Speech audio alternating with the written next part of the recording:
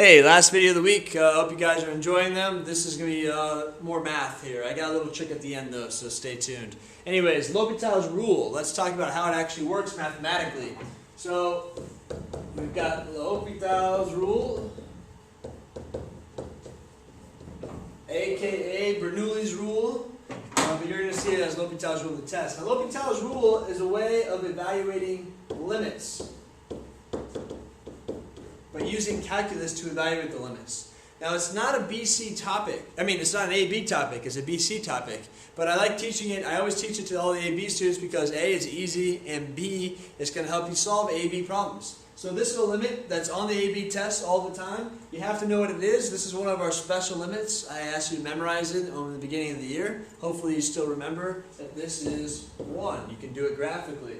But L'Hopital's rule says, you know, if I could plug in 0 here, look what happens. Sine of 0 is 0. When x is 0, you get 0. So 0 over 0, that's bad. You can't divide by 0, the world would end, right? 1 would equal 2. So, anyways, as a result, L'Hopital, actually Bernoulli realized and proved, the proof is kind of hard. We're not going to do that. But the proof, what the rule says, is that this limit up here is the same as the limit of the derivatives. So derivative of sine of x is the cosine of x.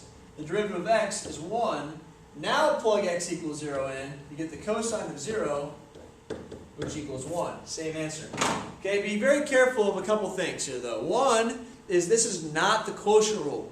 Okay? It's not the quotient rule. We're not taking the derivative of the numerator times the denominator minus the numerator times the derivative of the denominator all over the denominator squared. Instead, we're just taking the derivative of the numerator, the derivative of the denominator, plugging in your limit. This only works for limits and only specific limits.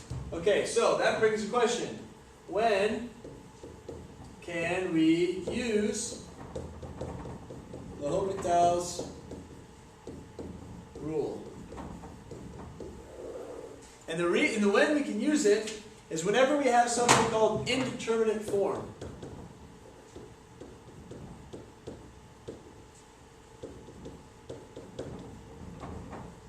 Okay, so indeterminate form, some examples. When you evaluate your limit, when you plug the number in, if you get anything like 0 over 0, infinity over 0, 0 times infinity, infinity times infinity, infinity minus infinity, we'll just say etc.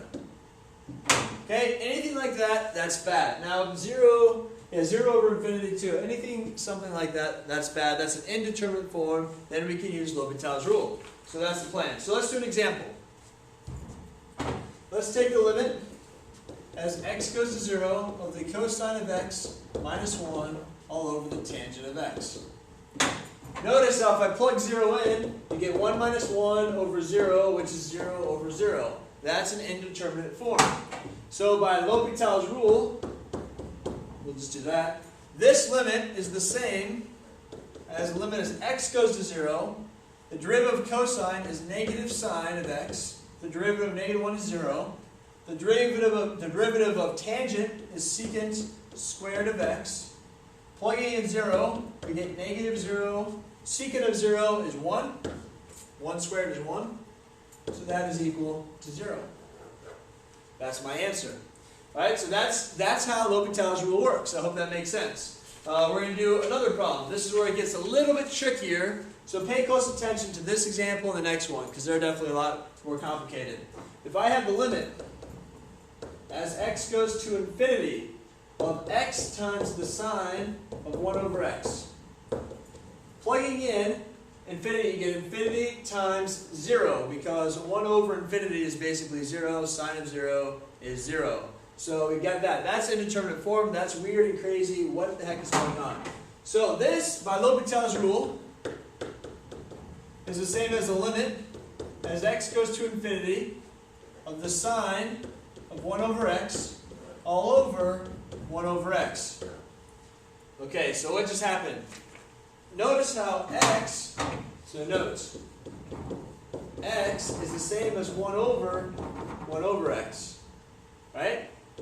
That's what I used down here. That's how this x came to that 1 over x. So highlighting, this x is the same as that 1 over x. Okay, now when I plug it in, we get So the key to L'Hopital's rule is you can't do it right away. You need to manipulate the problem until you get something like 0 over 0, and then you're good. Right? Then you can use L'Hopital's rule.